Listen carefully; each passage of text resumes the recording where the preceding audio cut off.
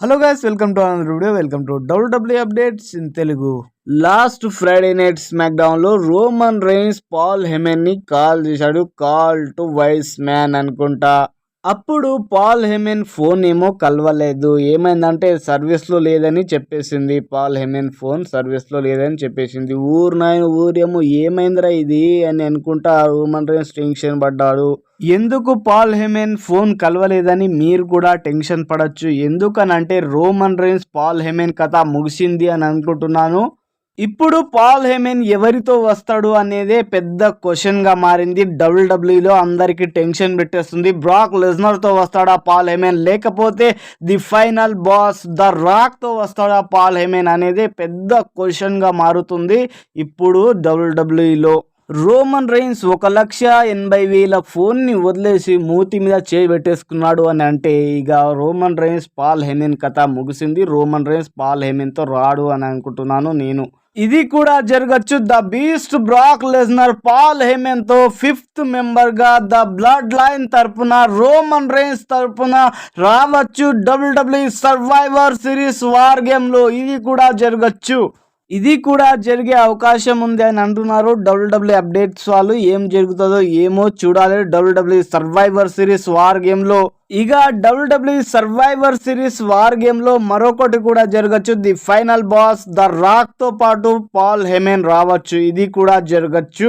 The wise man Paul Heyman ఎవరితో వస్తాడు? The beast Brock Lesnar తోనా, లేకపోతే the final boss the Rock తోనా? ఎవరి వైపు వస్తాడో కామెంట్ చేసి చెప్పండి. The Bray Wyatt brother Bo Dallas same to same Bray Wyatt వేషాన్ని వేసుకొచ్చాడు. Same to same Bray white ముఖాన్ని మీరు చూస్తే ఊరేమో వీడు బ్రే వైట్ గాడేరా యప్ప అని అనుకోవచ్చు. నిన్న జరిగిన మండే నైట్ రాలో same to same Bo Dallas Bray Wyatt లాగా అనిపించాడు. ఊరియమ్మో ఇదేం వేషం రా బాబు అని అనుకున్నాను. నిజంగా షార్ట్నెస్ కూడా అనిపించింది కొంచెం. We miss you Bray Wyatt. ఊరియమ్మో సేమ్ బ్రేవ్ వైట్ ముఖం లాగానే ఉంది కదరా బాబు. ది ఓజీ బ్లడ్ లైన్ లో 5th మెంబర్ గా ద సెత్ ఫ్రీకెన్ రాలెన్స్ వస్తాడా రాడా అనేది పెద్ద క్వశ్చన్ గా మారిపోయింది. నేనైతే అసలుకి రాను అని అనేస్తున్నాడు. కానీ నువ్వు పనికి రావురా బాబు. ది బీస్ట్ బ్రాక్ లెస్నర్ అయినా, లేకపోతే the final boss the rock అయినా వస్తే 5th మెంబర్ గా నెక్స్ట్ లెవెల్లో ఉంటుండే నిజంగా. కానీ ఇలా కూడా జరగచ్చు. ఓజీ బ్లడ్ లైన్ తరపున ద సెత్ ఫ్రీకెన్ రాలెన్స్ ఆడొచ్చు WWE survivor series war game లో 5th మెంబర్ గా. ఇది మాత్రం 99%. రోమన్ రైన్స్ ని చాలా అంటే చాలా పెద్ద ప్లాన్ వేస్తున్నారు. ఓరియమ్మో నిజంగా ఇంతవరకు అలాంటి ప్లాన్ చేయలేదంట. చాలా అంటే చాలా పెద్ద ప్లాన్ వేస్తున్నారు రోమన్ రైన్స్. నెట్ఫ్లిక్స్ లో వచ్చే రోజే కాకుండా డబ్ల్యూడబ్ల్యూ మండే నైట్ రాలోని ఉంచుకుంటారంట, అటే ఉంచుకుంటారంట. ఓరియమ్మో ఇదేంది గొడవరా బాబు.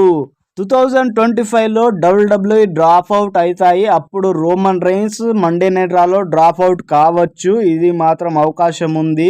మరొక అప్డేట్ వచ్చేసి డబ్ల్యూడబ్ల్యూలోనే ఉంటూ డబ్ల్యూడబ్ల్యూలోనే రెజ్లింగ్ చేస్తూ మూవీలో కూడా నటిస్తున్నాడు సెత్ ఫ్రీకెన్ రాలెన్స్. వీడు ఎవడనుకుంటున్నారు? Seth Freakin Rollins. Captain America Brave World మూవీలో ద సెత్ ఫ్రీకెన్ రాలెన్స్ కూడా ఉన్నారు. మీరు చెక్ చేసుకోండి. Seth Freakin Rollins Captain America the Brave World లో ఒక పోలీస్ లాగా నటించాడు. మీరు చూడొచ్చు సెత్ ఫ్రీకెన్ రాలెన్స్ ని. ఊరియమ్మో హీరోగా అయితే ఇంకా నెక్స్ట్ లెవెల్లో ఉంటుండే కదరా బాబు. హీరోగా చేయండిరా, త్వరగా చేయండిరా బాబు. హీరోగా సెత్ ఫ్రీకెన్ రాలెన్స్ నేను చూడాలనుకుంటున్నాను బాబు. ట్రిపుల్ హెచ్ గాడు జాక్ పాల్ ని చాలా అంటే చాలా పొగుడుతున్నాడు. ఏంటిదంటే Jake Paul future WWE super star అని చెప్పుకుంటూ వచ్చిండు.